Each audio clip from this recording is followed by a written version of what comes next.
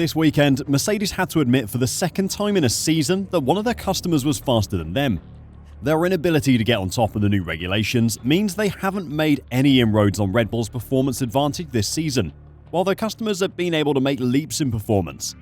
Inevitably, when you have two drivers who want to be fighting for race wins, car troubles are going to create tension both on and off the track, and in Japan, that was on full show. Today, we'll look at Mercedes Grand Prix weekend and why their car troubles are causing intra-team tension. Let's get going.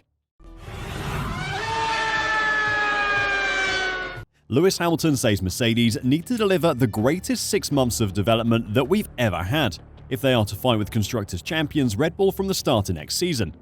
Hamilton said he has absolute faith the team could achieve the feat amid the ongoing development of what they have already confirmed will be a much-changed 2024 car, following 2 seasons of Red Bull domination. We know for a fact that Mercedes will be building a completely new chassis in the off-season. When they ditched the zero-pod design, which after all the hype proved to be a complete flop, they had to build their new side pods around the existing structure.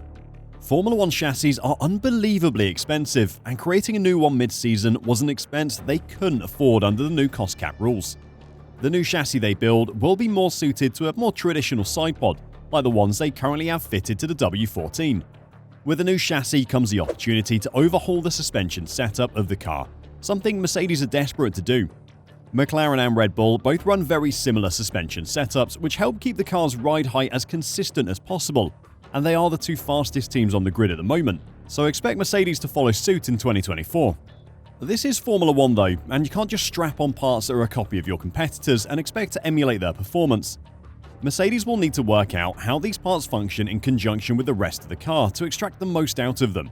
That is all for next season though, and the performance gains they're hunting are not guaranteed. Considering the team haven't really made any massive improvements this season, Lewis Hamilton's absolute faith might be misplaced. He obviously signed that contract extension with the belief that Mercedes could provide him a race-winning car though. The problem he might have is that he doesn't have a teammate anymore that will just let him win races. George Russell is the future, in air quotes, of Mercedes. He was brought in to be Lewis Hamilton's eventual replacement. Toto Wolff sees him as the team's next Superstar Drivers' Championship winner. George probably sees himself the same way as well, but while Lewis is at the team, he's never going to be given the preferential treatment that Hamilton had while he partnered Bottas for 5 years. Even if George was consistently outperforming his teammate, Toto isn't going to come onto the team radio and ask Lewis to let him through. Hamilton is the Mercedes brand, and it is Hamilton's fans that give the team the majority of their engagement online. Lewis has helped the team win 8 Constructors' titles. By signing him on for 2 more years, Mercedes created a situation. George wants to make the step up to number 1 driver, but while Hamilton is on the team, that can never happen, no matter how well he drives. Mercedes want George to become the team's lead driver when Hamilton leaves, but are they going to have soured their relationship with George before that happens? At Suzuka, we saw this dynamic play out in race strategy. While Max Verstappen cantered to a win at the front of the field for Red Bull, Hamilton and Russell were locked in the most lengthy and fractious showdown on track the pair have entered into all season, with both drivers giving no quarter. Hamilton ultimately finished 5th and Russell 7th, the latter on a one-stop strategy compared to Hamilton's 2-stopper. Early in the race, they went wheel to wheel as Russell indicated he was in no mood to wait for team orders when he passed Hamilton on track, only for the 7-time champion to immediately come back at him and retake the place at turn 1. The scrap continued when Hamilton made an error. Russell once more came at him and the 38-year-old resisted by pushing him wide at Spoon Corner. Who do we want to fight here, each other or the others?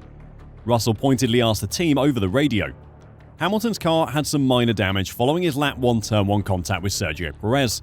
In that opening stint, Russell was faster than Hamilton. On lap 16, when they almost came together, both will have been planning a 2-stop race, but Hamilton was going through his tyres far quicker than George. Mercedes pitted Hamilton at the end of lap 16. They knew that George was going to overtake him in the coming laps, or the two would collide, and to avoid either of those outcomes, they pitted Hamilton. George would then stay out, trying to extend his first stint to the point that he opted for an extremely non-optimal 1-stop race. Then, late in the race, as Russell had to make his tyres go long, the team insisted he swap places with Hamilton, who was behind but quicker on fresher rubber. Russell wasn't enamored with the plan, but was unequivocally told it was an instruction. The switch left both drivers, especially Russell, vulnerable to Ferrari's Carlos Sainz, who was also on newer tyres and soon passed Russell. Having also been told to slow to allow Russell the use of DRS to defend against Sainz, Hamilton felt the Mercedes tactics had been muddled at best. They tried to repeat the move that had helped Carlos and McLaren's Lando Norris hold first and second place respectively in Singapore a week earlier. The problem was, the streets of Singapore are far harder to overtake on than a traditional track at Suzuka, making it a high-risk strategy. Sainz's Ferrari was faster than both Russell and Hamilton, and if Lewis tried to help George with DRS, he would have given the Ferrari DRS once he passed Russell, giving Sainz an easy 5th place finish. Because he was trying to fight me, he was damaging his tyres, and I think it just made it all complicated, Hamilton said. The fact is, we're not fighting each other in the team championship. As drivers, it's not important where we are. What is important is that one of us finishes ahead of the Ferrari and to keep the position. Today, we really needed to work as a team.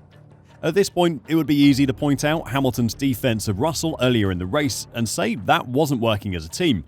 Hamilton can't say they need to work as a team if he isn't going to play the team game when needed. To be fair, that early in the race, it is impossible to say how things will play out by the last few laps. The situations were dissimilar enough that Lewis gets away with this one. The call to slow to give his teammate DRS also exasperated Hamilton. "I don't think that was a good idea at all," he said. "I had to come off the gas down the straight, then he got overtaken by Sainz. He got past George and was right on my tail, which was not ideal." With Red Bull clinching the Constructors' title, Mercedes are in a fight for second with Ferrari. They are now just 20 points ahead with 6 meetings remaining. Russell agreed that the team's central aim should be maximising points and said there was no ill feeling with Hamilton. "The goal is to finish ahead of Ferrari this season and keep on working for next year. No issue on my side," he said. "I viewed it as good, hard racing. Of course, we lost a bit of overall time fighting each other. You are a bit frustrated on the radio, but that's just a part of racing. We're not even going to discuss it. There is nothing to discuss. We have bigger fish to fry, which is how do we make the car go quicker?" While the aggressive approach that its drivers took to battling each other raised some eyebrows, and there were some hard words uttered over team radio, Mercedes has played down any talk of extra friction between Hamilton and Russell. Chief Communications Officer Bradley Lord said, "They are obviously both racing hard in a car that was tricky, pushing to the limit. And obviously there was some radio traffic as well. That reflected that. Anything that needs tidying up or discussing afterwards, we'll be able to take away from that pressure cooker and deal with it nice and calmly in the debrief. Mercedes are never going to come out publicly and say they have a problem. They aren't going to tell us the drivers are starting to get annoyed at each other or there is any animosity between them. But that doesn't mean there isn't any.